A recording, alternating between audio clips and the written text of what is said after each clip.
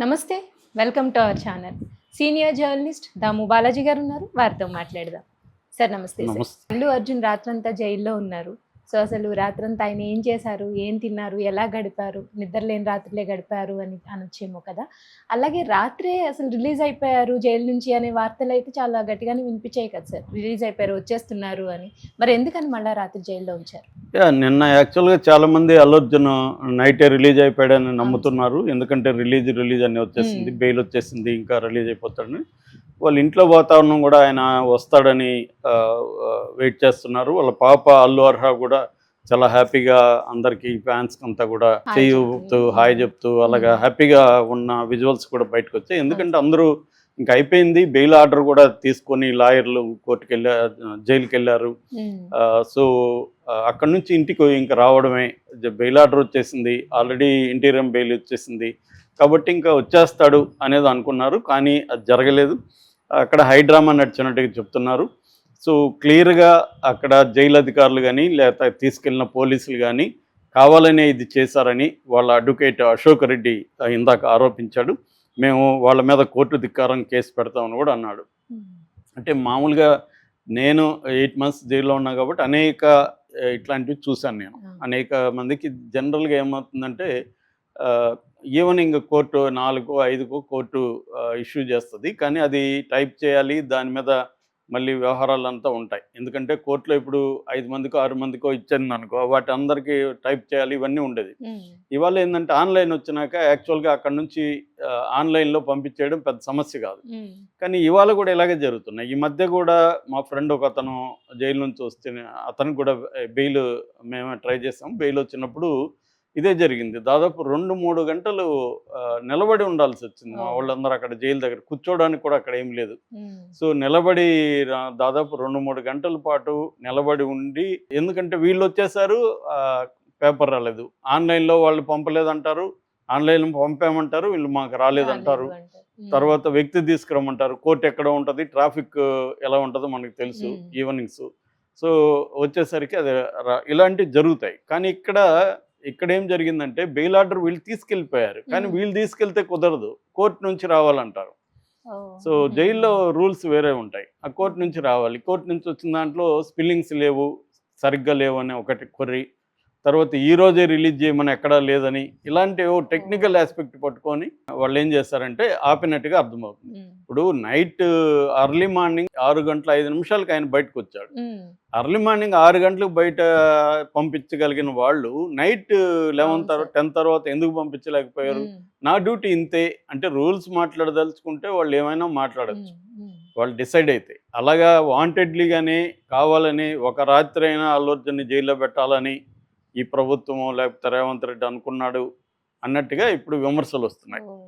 So, హ్మ్. సరే ఆ స్టోరీ నేను సెపరేట్‌గా చెప్తాను. హ్మ్. రేవంత్ రెడ్డి ఎందుకు అరెస్ట్ చేయించాడు ఇతన్ని అనేది సెపరేట్‌గా మాట్లాడదాం. ఈ ప్రెజెంట్ టాపిక్ ఏందంటే అసలు జైల్‌లో అతను మనకే షాక్‌గా ఉంది. చాలా అవును మందికి సార్. వచ్చేస్తాడనుకోని హ్మ్. రాలేదా అనుకుంటే షాక్‌గా ఉంది. అల్లు అర్జున్‌కి ఎలా ఉంటది? అతను ఎళ్ళిపోతాం హ్మ్. అనుకునుంటాడు. జైలంటే చాలా మందికేందంటే ఒక రకమైన నెగెటివ్ ఫీలింగ్ అవును ఉంటది. సార్. జైలుకి మనం హ్మ్. జీవితంలో జైలుకెళ్ళకూడదనేది చాలామంది అనుకుంటారు. అనుకుంటారు. హ్మ్. నిజానికి అంత ఇదేమి ఉండదు. జైల్లో గూడా అందరూ వాళ్ళు గూడా మనుషులుంటారు. అదొక ఎక్స్‌పీరియన్స్ కూడా హ్మ్. జైలుకెళ్ళొస్తే. ఎందుకంటే నేను 8 నెలలు ఉన్నా అదే కాబట్టి సార్. నాకేం ఇది లేదు గానీ, కానీ చాలామందికి జైలంటే ఒక రకమైన అది బ్రిటిష్ వాళ్ళ కాలం నుంచి వచ్చింది. హ్మ్. బ్యాడ్ ఇది. ఖచ్చితంగా మామూలు వ్యక్తులకి జైల్లో ఇబ్బందుంటది. ఇవాళ హై ప్రొఫైల్ వ్యక్తులకు గూడా జైల్లో అసౌకర్యం ఉంటది బేసిక్‌గా. హ్మ్. ఎందుకంటే మనం ఒక లైఫ్ స్టైల్‌కి అలవాటవుతాము. అక్కడ ఆ లైఫ్ స్టైల్ ఉండదు. మామూలోళ్ళకైతే గుంపుల్లో ఉండాలి. ఓవర్ క్రౌడ్ ఉంటది. ఏ 10 హ్మ్. మందో, 20 మందో మధ్యలో ఉండాలి. వాళ్ళలో చాలామంది రకరకాల ఫిజికల్ అండ్ మెంటల్ ఇష్యూస్ ఉండేవాళ్ళుంటారు. హ్మ్. ఫిజికల్‌గా జబ్బులు ఉండేవాళ్ళుంటారు. మానసికంగా అంటే మనకు సంబంధం లేని ఒక నేరాలు చేసినోళ్ళుంటారు. అమాయకులు, నేరాలు ఇరికించబడినోళ్ళు రకరకాల ట్రాజెడీ ఉంటది. హ్మ్.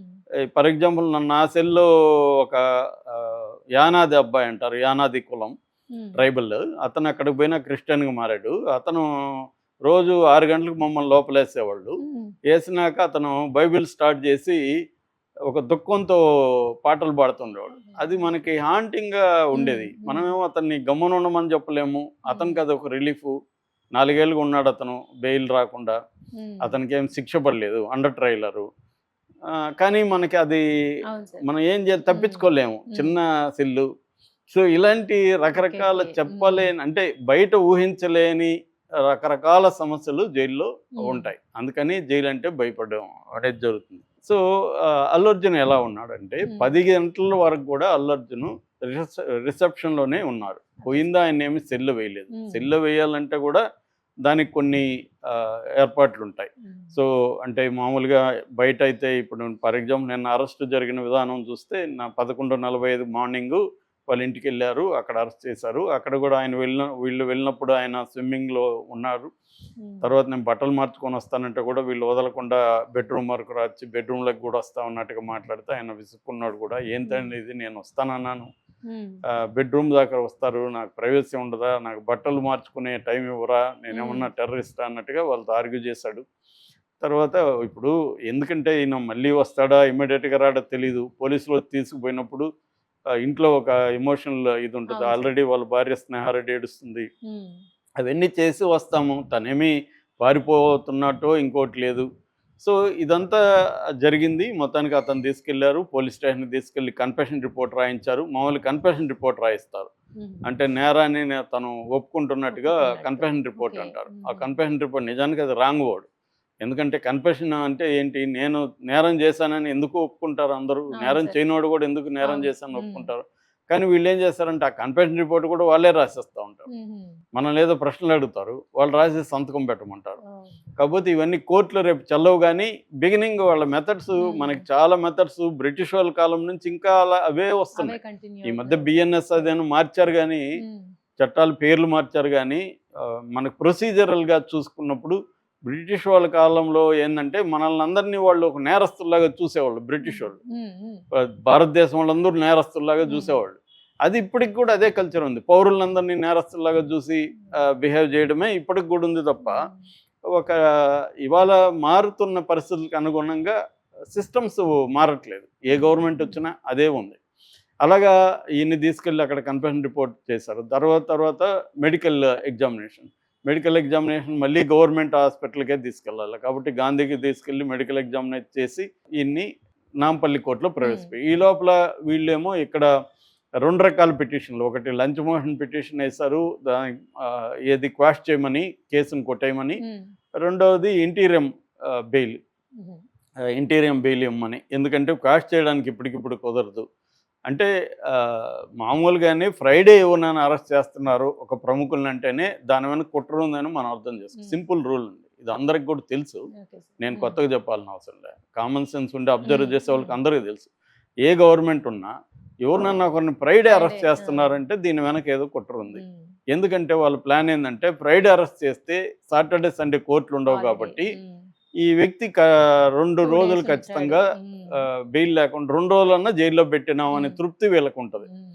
సో యాక్చువల్గా ఇది ఎఫ్ఐఆర్ నమోదై 10 రోజులు అవుతుంది. ఇంతవరకు ఎందుకు ఈయన అరెస్ట్ చేయలేదు, కావాలని ఎందుకు ఫ్రైడే చేశారు? క్లియర్గా మోటివేషన్ అయితే కనిపిస్తుంది. వాంటెడ్లీ అల్లు అర్జున్కి బెయిల్ రాకుండా ఒక 2 రోజులను పెట్టాలి. ఇది అన్ని ప్రభుత్వాలు చేస్తాయి, రేవంత్ రెడ్డి ఒకటే కాదు.